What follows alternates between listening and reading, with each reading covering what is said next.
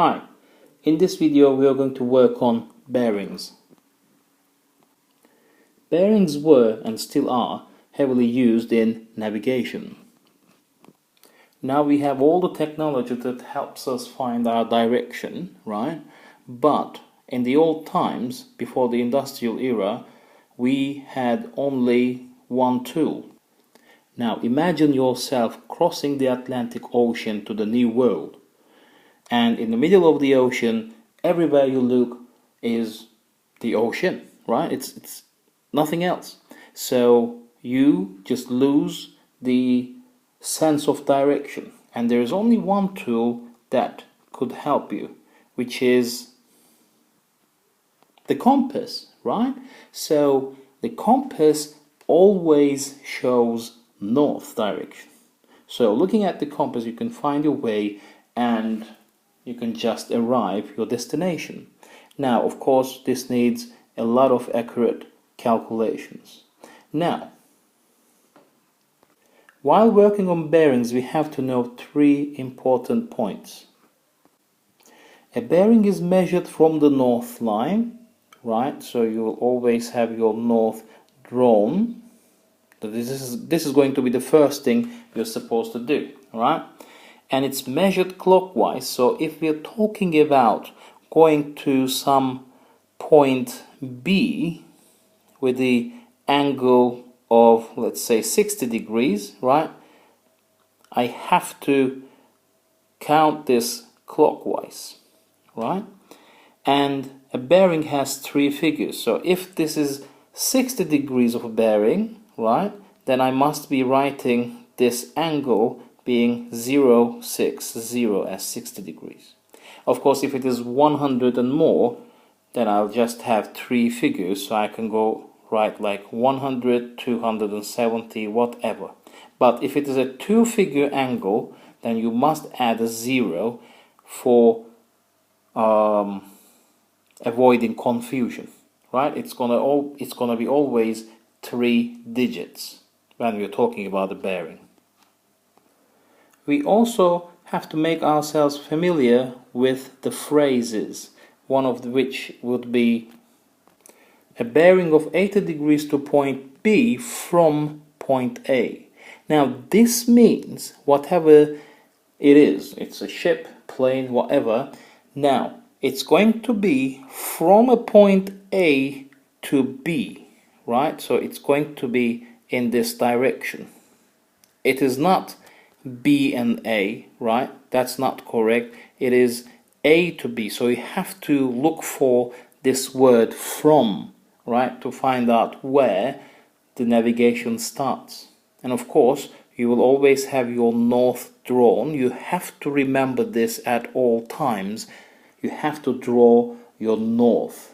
Remember that you have to draw the north because the north remembers, right? And if we're talking about 80 degrees, then I should be writing 080 as, three-figure bearing. All right? So this is my bearing of 80 degrees to point B from point A. All right? This is very important. Now, let's see an example. Right. So the questions could be in context or not, right? But make sure that you just are able to extract enough information to draw your diagram. You must draw a diagram to figure out what you're going to be doing. Now, let's read this. Coast Guard Station B is 8 kilometers on a bearing of 60 degrees from the Coast Guard Station A. So I have this Coast Guard Station A, right? And B is around 60 degrees bearing, right? So I'm drawing B there because I know the north is this way, right? This is my north. And clockwise direction to north would be this way, right? Now it doesn't matter if this angle is accurately 60 degrees or not, right? Now, while drawing your diagram, it doesn't matter much if you write 60 or 060, because actually we will be calculating some angles and distances and stuff, so it's okay if you just go with 60. But while answering the question, if you're asked to find the bearing, then you must give 3 figures like this, right? Don't forget this one. Now, so it doesn't matter if this is accurately 60 degrees or not, we're just sketching a diagram. So this is the situation. Coast Guard Station A, right, is here, and Coast Guard Station B is here. It is 8 kilometers far on a bearing of 60 degrees from A. A ship C is 4.8 kilometers on a bearing of 18 degrees away from A. So I have another line drawn here for 18 degrees. Right? We do it like this, and it must be a little bit short because it's 4.8 kilometers. So this is my point C. So that's the ship, right? And again, it's from A. It is very important. The question could say it could be from B, all right? We have to be really careful on this. Now, so, and let me write here, this bearing is 18 degrees, right? Now, calculate how far C is from B. So we are asked to find the distance between B and C, basically this one, right? So that's the question. All right. And by the way, this length is 4.8 kilometers from A. Now, first of all, 60 minus 18 is 42 degrees. So basically this angle here, right, is 42 degrees.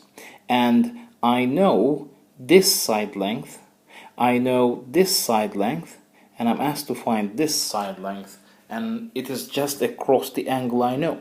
So basically this is cosine rule, right? I'm going to go like x squared equals 4.8 squared plus 8 squared plus, minus 2 times 4.8 times 8 times cosine 42 degrees. Now if I do the calculation a little bit simply, I'll have 29.996 and so on. Now, just because I'm going to be writing the answer in 3 significant figures, writing 5 figures is enough to take the square root of both sides, right? So it's going to be x equals the square root of 29.996, which would be 5.47 to 3 significant figures. Of course, we're talking about the length, so that's a kilometer here, right? So this was cosine rule in bearings. Another example, right? Town B is 6 kilometers on a bearing of 20 degrees from town A. Town C is located on a bearing of 55 degrees from town A and on a bearing of 120 degrees from town B. Work out the distance of town C from town A and town B. Alright, so let's start drawing our north first. Right, so this is my north. Let me draw it properly. Yes, this is good enough. So this is my north from town A, right? So I'll consider, so actually let me take this all together a little bit down under, right? So this is my town A, right? Now it says town B is 20 degrees on the bearing and it's 6 kilometers far, so my line to B would be something like this, and this is 20 degrees. Now town C is located on a bearing of 55, so let's say it's like this, and let's say this is C, right? And this is 55, so let me show it, or let me write C with purple, right? And then I have the angle as 55 degrees here. And what's more, because this is the bearing of C from town A, and there's another bearing given, 120 degrees from town B. This means I'm going to draw another north from town B, right? So that I can figure out 120 degrees from here. So basically, from town B, the bearing of C is 120 degrees. Work out the distance of town C from town A. So we are asked to find this distance, and town B, we are asked to find this distance.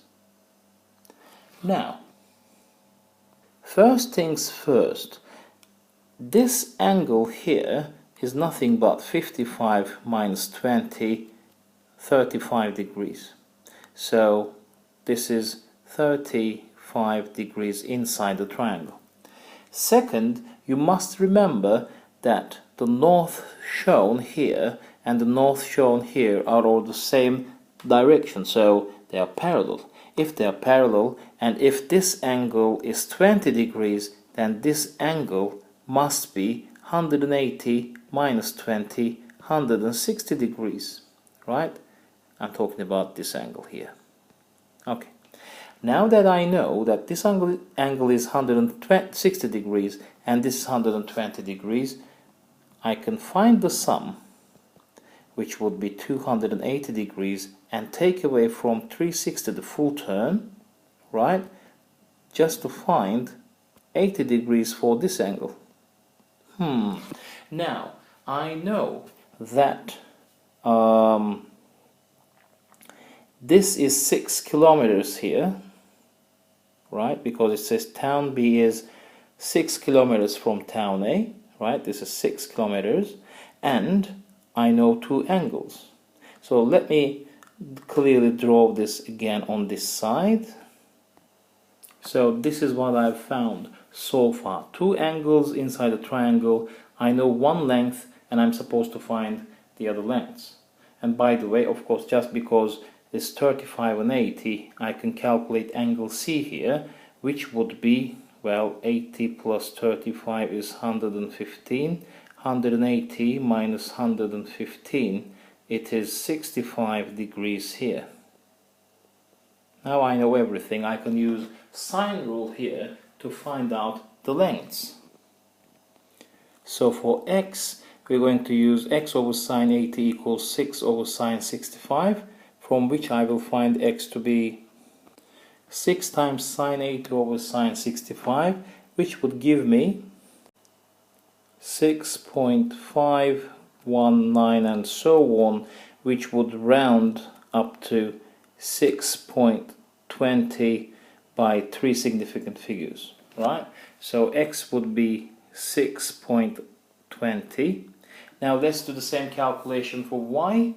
It's going to be 6 over sine 65 equals y over sine 35, which would be 6 times sine 35 over sine 65 if we leave y alone, and this would give me 3.797 and so on, which I could round to 3.80 kilometers, right, for y.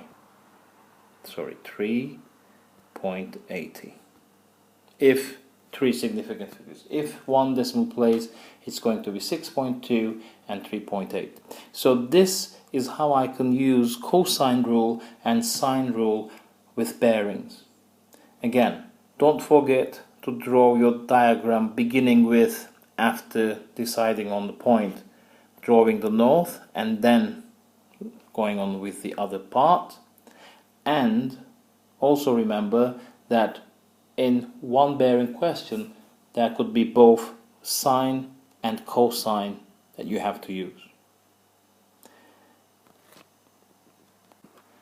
Right, so there is no online self-check for this. Please follow the blog to solve the relevant questions in the textbook and show your work to me. Thanks for watching.